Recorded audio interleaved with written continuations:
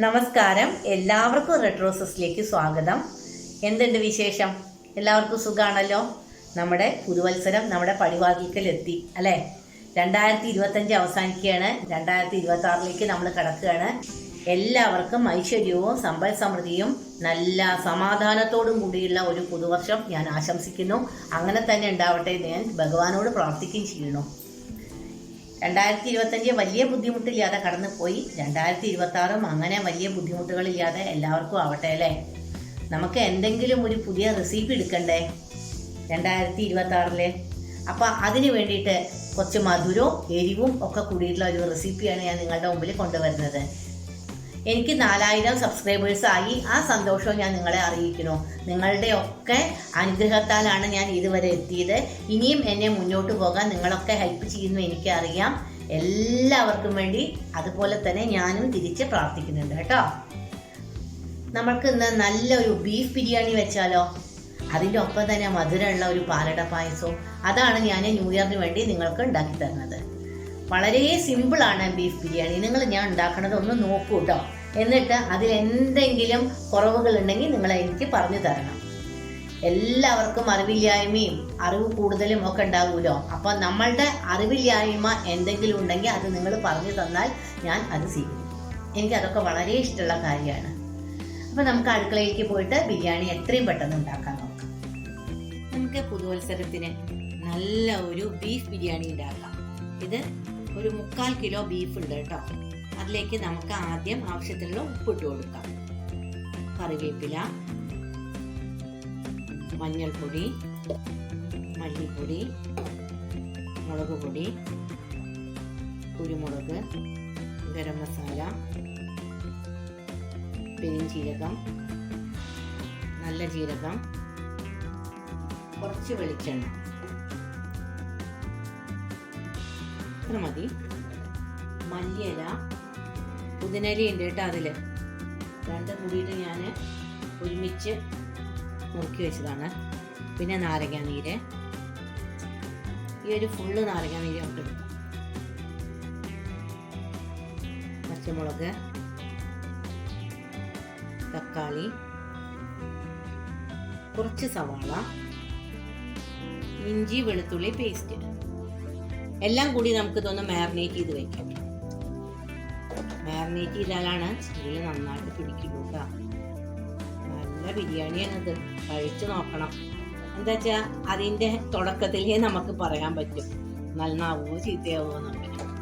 നല്ല അടിപൊളി സാധനം മക്കളെ. ഇത് കുറച്ച് നേരം അങ്ങനെ ഇരിക്കട്ടെ. ഇത് ഇരുന്നതിന് ശേഷം നമുക്ക് ഒരു 5-6 വിസിൽ കൊടുത്ത് ഇതൊന്ന് വേവിച്ചെടുക്കാം. അപ്പം ഞാൻ അത് മാറ്റി വെക്കണേ. നമുക്കിതിലേക്ക് കുറച്ച് വെളിച്ചെണ്ണ ആദ്യം ഒഴിച്ചു കൊടുക്കാം. ഈ ബീഫ് ഒന്നേ വേവിക്കാനാണ് കേട്ടോ. നമുക്കിതിൽ ഒട്ടും വെള്ളം ഒഴിച്ചു കൊടുക്കേണ്ട ആവശ്യമില്ല. എന്നിട്ട് ഈ മാരിനേറ്റ് ചെയ്ത ബീഫ് ഇതിലേക്ക് ഇട്ട് കൊടുക്കാം. ഒരു 5-6 വിസിൽ കേട്ടോ. ഇതാ കണ്ടോ, ഇതിൽ വെള്ളമുണ്ട്. ആ ഉപ്പും ഒക്കെ ആയിട്ടേ കണ്ടോ, ഇത് വെള്ളമായിട്ടുണ്ട്. അപ്പം ഈ വെള്ളം മതി. 7 വിസിലാവണം. കാരണം എന്താ വെച്ചാൽ ഇതിൻ്റെ അടിയിൽ വെളിച്ചെണ്ണ ഒഴിച്ച കാരണം ഇത് ഒരിക്കലും അടിയിൽ പിടിക്കില്ല. അപ്പോൾ ഇതൊന്ന് അടച്ചു വെച്ചിട്ട് ഞാനൊരു 7 വിസിൽ കൊടുക്കട്ടെ. ചിക്കൻ ബിരിയാണിക്ക് നിങ്ങൾ ചിക്കൻ ഇങ്ങനെ വേവിക്കേണ്ട ആവശ്യമില്ല കേട്ടോ. ഇത് ബ്രോയിലർ ചിക്കൻ അല്ലേ. ബീഫ് മാത്രമേ നമുക്ക് ഇങ്ങനെ വേവിക്കേണ്ട ആവശ്യം. അപ്പോൾ നമ്മൾക്ക് നോക്കാം കേട്ടോ എത്രമാത്രം വെന്തുണ്ട്. ഓ, ഒക്കെ വെന്തിരിക്കുന്നു കേട്ടോ. ശരിക്കും 6-7 വിസിൽ വന്നു. ഇനി നമുക്ക് ഇതിൻ്റെ മസാല ഒന്ന് തയ്യാറാക്കാം. അപ്പോൾ അത് വേവിച്ചിട്ടല്ലേ ഉള്ളൂ. ഇനി നമുക്ക് മസാല തയ്യാറാക്കാം. അത് മാറ്റി വെച്ചിട്ട് ഈ ചീനച്ചട്ടി മസാല തയ്യാറാക്കാം. അതിന് വേണ്ടിയിട്ട് ഞാൻ കുറച്ച് കോക്കനട്ട് ഓയിൽ ആദ്യം ഒഴിക്കുകയാണ്. അതിൻ്റെ ഒപ്പം കുറച്ച് നെയ്യ് ഒഴിക്കാം കേട്ടോ. നമുക്കൊരു ആവശ്യത്തിനുള്ള കോക്കനട്ട് ഓയിലും നെയ്യൊക്കെ യൂസ് ചെയ്താൽ മതി കേട്ടോ. നെയ്യൊക്കെ വളരെ കുറവ് മതി. കാരണം എന്താ വെച്ചാൽ ഈ ബീഫിൽ നല്ല നെയ്യുണ്ട്. ആദ്യം തന്നെ നമുക്ക് ഇതിലേക്ക് വേണ്ട ഉള്ളി മൂപ്പിച്ചെടുക്കാം. കുറച്ച് ഉള്ളി അവിടെ വെക്കാം. കുറച്ച് നമുക്ക് ഡെക്കറേറ്റ് ചെയ്യാൻ കുറച്ച് ഉള്ളി വേണേ, അത് നമുക്ക് വേറെ മൂപ്പിച്ചെടുക്കാം. ഇത്ര ഉള്ളി മതി. നന്നായി ഒന്ന് വഴറ്റിയെടുക്കാം. 2 ഏലക്കായ, കുരുമുളക്, സ്റ്റാറ്, അതേപോലെ പട്ട, ഗ്രാമ്പൂ എല്ലാം ഉണ്ട്. അത് നമുക്ക് ലാസ്റ്റ് നമുക്ക് അണ്ടിപ്പരിപ്പ് മുന്തിരിയൊക്കെ മൂപ്പിക്കില്ലേ, അതോടുകൂടി അത് മൂപ്പിച്ച് ഇതിലേക്ക് ഇട്ട് കൊടുക്കാം. ഉള്ളി മൂപ്പിക്കുമ്പോൾ ചെയ്യാട്ടോ. ആദ്യം നമുക്ക് ഇതിനെ മസാലയ്ക്കുള്ള ഉള്ളി നന്നായിട്ടൊന്ന് മൂപ്പിച്ചെടുത്ത് അതിലേക്ക് തക്കാളിയും ഒക്കെ ഇട്ടിട്ട് മസാല ചെയ്യാം. വളരെ സിമ്പിളാണ്. നമുക്ക് ചോറും കറിയും വെക്കണേക്കാളും മുമ്പ് തന്നെ ഒരു ബിരിയാണി ഉണ്ടാക്കാം. വലിയ ഭാരാന്ന് വെച്ചാൽ നമുക്കത് ചെയ്യുമ്പോൾ ഭാരാണ്, സിമ്പിളാണെന്ന് വെച്ചാൽ സിമ്പിളാണ്. എന്ത് കാര്യവും നമ്മൾ സിമ്പിളായിട്ട് ചെയ്യാൻ വിചാരിച്ചാൽ നമുക്കത് എളുപ്പത്തിൽ ചെയ്തെടുക്കാൻ പറ്റും. വിദ്യാഭ്യാസം ആരെയും എടുക്കുന്ന അറിയില്ല. ഞാൻ അങ്ങനെയാണ്. ഇത് വലിയ ഭാരമാണല്ലോ, വലിയ ബുദ്ധിമുട്ടാണല്ലോ എന്ന് വിചാരിച്ചു ഞാൻ ഒരു കാര്യം ചെയ്യില്ല. അത് അതിൻ്റെ വഴിയാലെ നടക്കും. വളരെ സിമ്പിളാണെന്ന് വിചാരിച്ചാൽ അത് വളരെ സിമ്പിളായിട്ട് കാര്യം നടത്താറുണ്ട്. ബുദ്ധിമുട്ട് വിചാരിച്ചാൽ നമുക്കത് ഭയങ്കര വലിയ ഭാരം ചെയ്യണ പോലെയാണ് തോന്നും. ഇതായിട്ട് മൂത്ത് വരുന്നുണ്ട്. അപ്പോൾ നമുക്ക് കുറച്ച് കറിവേപ്പില ഇട്ട് കൊടുക്കാം, പച്ചമുളക്, വെളുത്തുള്ളി. ഇത് 3 തിരിക്കാൻ ഇട്ട് കൊടുത്തിട്ടേ ആയി കഴിഞ്ഞാൽ നമ്മുടെ ഉള്ളിയും മുരിഞ്ഞോളും, ഇതും ഫ്രൈ ആയിക്കോളും. അപ്പോൾ എല്ലാം കൂടി തന്നെ മുരിയട്ടെ കിടന്നു. അപ്പോൾ നമ്മളുടെ ഉള്ളി ഗോൾഡൻ ബ്രൗൺ ആയി. അതിലേക്ക് നമുക്ക് കുറച്ച് ഇഞ്ചി ഇട്ട് കൊടുക്കാം. ഒപ്പം തന്നെ നമുക്ക് തക്കാളി ഇട്ട് കൊടുക്കാം. 3 ചെറിയ തക്കാളിയാണ് ഞാൻ എടുത്തിരിക്കുന്നത്, നല്ല പഴുത്ത തക്കാളി. തക്കാളി നന്നായിട്ടൊന്ന് മാഷാവട്ടെ. അതിലേക്ക് കുറച്ച് മല്ലിയിലയും പുതിനയുടെ ഇല ഇട്ട് കൊടുക്കാം. ഈ പുതിനയുടെ ഇല ഇട്ടാൽ ഒരു പ്രത്യേക ടേസ്റ്റാണ് കേട്ടോ. അപ്പോൾ ഈ തക്കാളി നന്നായി മാഷായി കഴിഞ്ഞാൽ നമുക്ക് അതിൻ്റെ പൊടികളൊക്കെ ഇട്ട് കൊടുക്കണേ. ഒക്കെ നന്നായിട്ട് ഫ്രൈ ആയി. ഇതിലേക്ക് നമുക്ക് എല്ലാ പൊടികളും, ഒരു 1/2 ടീസ്പൂൺ മുളക് പൊടി, 1/2 ടീസ്പൂൺ മല്ലിപ്പൊടി, ഒരു നുള്ള മഞ്ഞൾപ്പൊടി, കുറച്ച് ജീരകപ്പൊടി, പെരുംജീരകം, കുറച്ച് കുരുമുളക് പൊടി, ഗരം മസാല എല്ലാം കൂടി ഇട്ടു. ആദ്യത്തേൽ നമ്മൾ കുറച്ച് നല്ല ജീരകം മാരിനേറ്റ് ചെയ്യാൻ എടുത്തിട്ടുണ്ട് കേട്ടോ. പിന്നെ നല്ല ജീരകം വേണം. ഇതിലേക്ക് നമുക്ക് ഈ ബീഫ് കൊണ്ട് ഇട്ടു കൊടുക്കാം. കണ്ടു, അത് വെന്ത് കഴിഞ്ഞപ്പോൾ വളരെ കുറവായിരുന്നു. ഇനി ഇതൊന്ന് നന്നായിട്ട് ഇളക്കിയതിന് ശേഷം ഈ വെള്ളമൊക്കെ ഒന്ന് വറ്റി ഇതിൽ മസാല നന്നായി പിടിക്കണം. കുറച്ച് ഉപ്പ് ഇട്ട് കൊടുക്കാം. നോക്കട്ടെ ഉപ്പ് എത്ര ഉണ്ട് കേട്ടോ. ഇതിലേക്ക് നമുക്ക് ഇത്ര ഉപ്പ് ഇട്ട് കൊടുക്കാം. ഓരോരുത്തരുടെ ആവശ്യത്തിനനുസരിച്ചുള്ള ഉപ്പ് മാത്രം ഇട്ടാൽ മതി കേട്ടോ. ഒന്ന് ഇളക്കിയിട്ട് ഫ്ലെയിം കൂട്ടി വെക്കും. എന്താ ഒരു മണം എന്നറിയോ അതിന്. ഇനി നമുക്ക് അരി വേവിക്കണം. മസാല ആയതിനു ശേഷം നമുക്ക് അരി വേവിച്ചെടുക്കാം. ബിരിയാണി റൈസ് ഉണ്ടാക്കാൻ വേണ്ടിയിട്ട് ഞാൻ 3 ലിറ്റർ വെള്ളം വെച്ചിട്ടുണ്ട്. ആ വെള്ളം ഒന്ന് ചൂടാവട്ടെ. അതിലേക്ക് കുറച്ച് ഉപ്പിട്ട് കൊടുക്കാം. അതിൽ മല്ലിയിലയും പുതിനയുടെ ഇലയും ഇട്ടിട്ടുണ്ട്. കുറച്ച് നെയ്യ് ഒഴിച്ചു കൊടുക്കാം. അതായത് നമ്മൾ അരി ഇടുമ്പോൾ ഒട്ടിപ്പിടിക്കാതെ ഇരിക്കാൻ വേണ്ടിയിട്ടാണ്, അരി വേവുമ്പോൾ അരി ഒട്ടിപ്പിടിക്കാതെ ഇരിക്കാൻ വേണ്ടിയിട്ടാണ് നെയ്യോ അല്ലെങ്കിൽ കുറച്ച് വെളിച്ചെണ്ണയോ ഒഴിച്ചു കൊടുക്കണത് കേട്ടോ. നമുക്കിതിൽ നെയ്യ് ഒഴിക്കാം. അത് നന്നായിട്ട് ബോയിലായി. അതിൽ ഞാൻ കുറച്ച് മഞ്ഞൾപ്പൊടി ഇട്ട് കൊടുത്തിട്ടുണ്ട് കേട്ടോ. എനിക്കത് നിർബന്ധമാണ്. ഇതിലേക്ക് നമുക്ക് അരി ഇട്ട് കൊടുക്കാം. ആദ്യം അരി ഇട്ട് കൊടുത്തപ്പോഴേ എൻ്റെ കയ്യിൽ മിക്കാണ്ട് വെള്ളം തീർച്ചു. ശേഷം പൊള്ളി. പക്ഷെ അത് കുഴപ്പമില്ല കേട്ടോ. ഈ അരി ഇട്ട് കഴിഞ്ഞാലേ ഈ അരി ഒന്ന് ഇളക്കണത് എന്താ അറിയുമോ, എല്ലാ ഭാഗത്തും ഒരുപോലെ വേവാവാനാണ്. എനിക്കത് അറിഞ്ഞിട്ടില്ല. എനിക്കത് പറഞ്ഞു തന്നത് രാജി ചേച്ചിയാണ്. ഞാൻ രാജി ചേച്ചിയോട് ചോദിക്കുക, രാജി ചേച്ചിയെ ഇങ്ങനെ അരി ഇട്ട് കഴിഞ്ഞാൽ എന്തിനാ അങ്ങനെ അരി ഇളക്കണത്? പറഞ്ഞത് മോളെ എല്ലായിടത്തും ഇങ്ങനെ ഒരുപോലെ അരി കട്ട പിടിച്ച് കിടക്കാതെ വേവാനാണ്. അപ്പം ഈ അരി ഒന്ന് വേവട്ടെ. കൃത്യം അരിയുടെ പാകം നോക്കണം. ഇനി ഞാൻ ഇതിൻ്റെ അടുത്ത് നിൽക്കും. നമ്മുടെ ബിരിയാണിയുടെ റൈസ് കണ്ടോ, നല്ല പാകമായി. ഇത് നമുക്ക് സ്ട്രെയിനറിലാണ്ട് വാർത്തെടുക്കാം.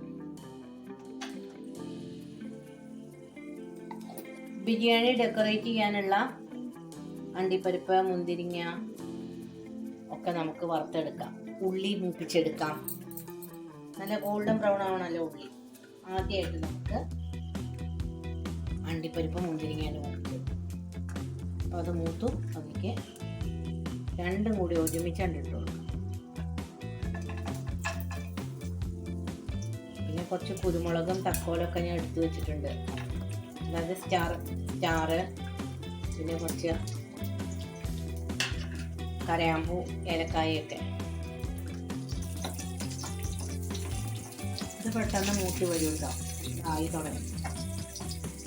നമുക്കൊരു പ്ലേറ്റിലേക്ക് മാറ്റാം. ഞാൻ എല്ലാ സാമഗ്രികളും ഇവിടെ റെഡിയാക്കി വെച്ചിട്ടുണ്ട്. പെട്ടെന്ന് മോശമുണ്ടാക്കി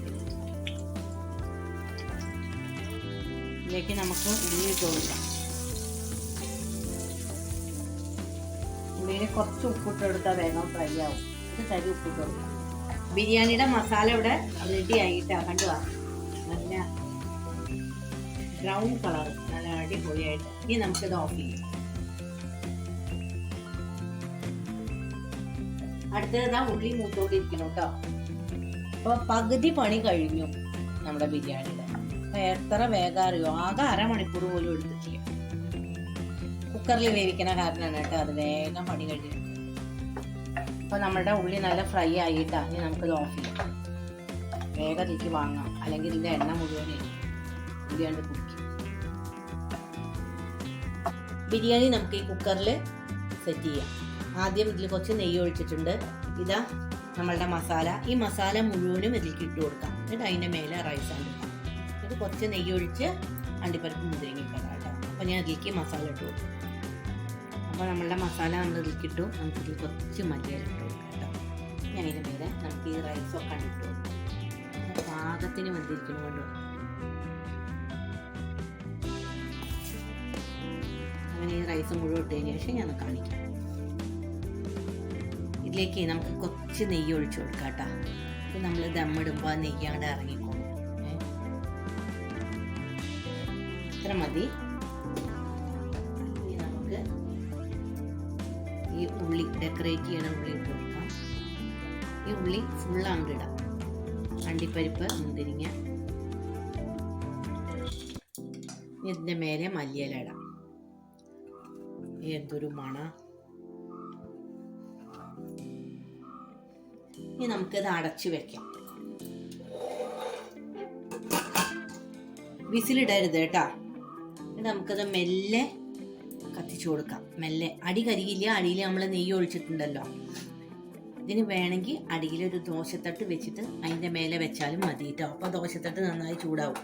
ഇതിപ്പോൾ അതിൻ്റെ ആവശ്യമില്ല. നമുക്ക് മെല്ലെ അതൊന്ന് ആവി വരുന്ന പോലെ വെച്ചു കൊടുക്കാം, ചെറുതായിട്ട്. നമ്മുടെ ന്യൂ ഇയറിന് നമുക്കൊരു മധുരം വേണ്ടേ, ബിരിയാണി മാത്രം പോരല്ലോ. അപ്പം ഞാൻ ഒരു ഇൻസ്റ്റൻറ്റ് പാലട മിക്സ് കൊണ്ട് ഒരു പായസം ഉണ്ടാക്കാമെന്ന് വിചാരിച്ചു. അതിന് ഞാൻ എന്താ ഒരു 4 ലിറ്റർ പാല് വെച്ചിട്ടുണ്ട്. കുറച്ച് വെള്ളവും കൂടി ഇതിൽ നമുക്ക് ഒഴിക്കണം. ഇനി കുറച്ച് വെള്ളം ഒഴിക്കാം. അതായത് ഏകദേശം നമ്മുടെ ടീ കപ്പ് കൊണ്ട് 2 കപ്പ് വെള്ളം. അപ്പോൾ 2 കപ്പ് വെള്ളം ഞാൻ അതുകൊണ്ട് ഒഴിക്കുന്നുണ്ട്. ഇത് നന്നായിട്ട് തിളച്ചതിന് ശേഷം നമുക്ക് ഇതിലേക്ക് പാലട മിക്സ് ഇട്ട് കൊടുക്കാം. പാല് നന്നായിട്ട് ബോയിലായി നമുക്ക് പാലട മിക്സ് ഇട്ട് കൊടുക്കാം കേട്ടോ. ഇതിന് പഞ്ചസാരയൊന്നും ഇടണ്ട. ഈ മിക്സിന് നല്ല മധുരമുണ്ട്. നമുക്ക് ഇതാണ്ട് ഇളക്കി കൊടുക്കാം. ഇത് നല്ല ഒരു പിങ്ക് കളർ വരണം. അപ്പൊ നമ്മുടെ പാലട നല്ല പിങ്ക് കളറായി, നല്ല തിക്കായി കണ്ടോ. ഇതിലേക്ക് നമുക്ക് കുറച്ച് നെയ്യാണ്ട് ഒഴിക്കാം. മധുരം ഒക്കെ പാകാണ് കേട്ടോ. കുറച്ച് മതി. ഈ നെയ്യ് ഒഴിച്ചിട്ട് ഒന്ന് അങ്ങടെ ഇളക്കിയിട്ട് ഓഫ് ചെയ്യാം. പാലട റെഡി. ബിരിയാണി, പപ്പടം, സാലഡ്, അച്ചാർ എല്ലാം റെഡിയായി. എല്ലാവർക്കും ന്യൂ ഇയർ ഇതുപോലെ മധുരമുള്ളാകട്ടെ. എല്ലാവർക്കും അഭിവൃദ്ധിയും ഐശ്വര്യവും ദുഃഖങ്ങളൊന്നും ഇല്ലാതെ 2025 പോലെ 26 കടന്നു പോട്ടെ. എല്ലാവർക്കും ദൈവത്തിൻ്റെ അനുഗ്രഹം ഉണ്ടാവും. അതിനായിട്ട് ഞാൻ പ്രാർത്ഥിക്കുന്നു. നല്ല ബീഫ് ബിരിയാണി, പപ്പടം, നല്ല സാലഡ്, വെളുത്തുള്ളി അച്ചാർ, അടിപൊളി പുളിഞ്ചി, ഇതൊക്കെ കൂട്ടിയിട്ട് നമുക്കിതിപ്പോൾ കഴിക്കാം. എങ്ങനെയുണ്ട്? ഇങ്ങനെ തന്നെ എല്ലാവരും ന്യൂ ഇയർ നല്ല ബഹുക്കേമാക്കണം. അങ്ങനെ തന്നെ പറയട്ടെ. അടിപൊളിയല്ല, ബഹുക്കേമ. അപ്പോൾ നമുക്കിതൊന്ന് കഴിക്കാം. പുളിഞ്ചി, അച്ചാർ, സാലഡ്, പപ്പടം, ബിരിയാണി എല്ലാം കൂടിയിട്ട് കഴിക്കാനാണ്. നന്നായിട്ടുണ്ട്. ഞാൻ മുമ്പ് അത്യാവശ്യം ടേസ്റ്റ് ചെയ്തു.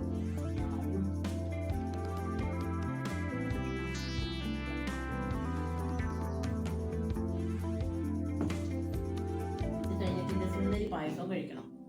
അങ്ങനെ എൻ്റെ ന്യൂ ഇയർ അടിപൊളി.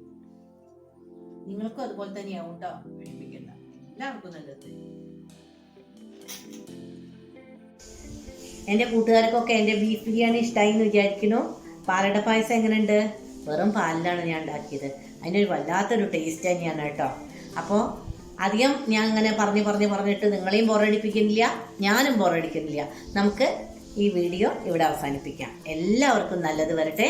ശുഭദിനം ആശംസിക്കുന്നു. 2025 പോലെ തന്നെ 2026 കൂടുതൽ മധുരമുള്ളതാകട്ടെ. എല്ലാവർക്കും വേണ്ടി ഞാൻ ദൈവത്തിനോട് പ്രാർത്ഥിക്കുന്നു.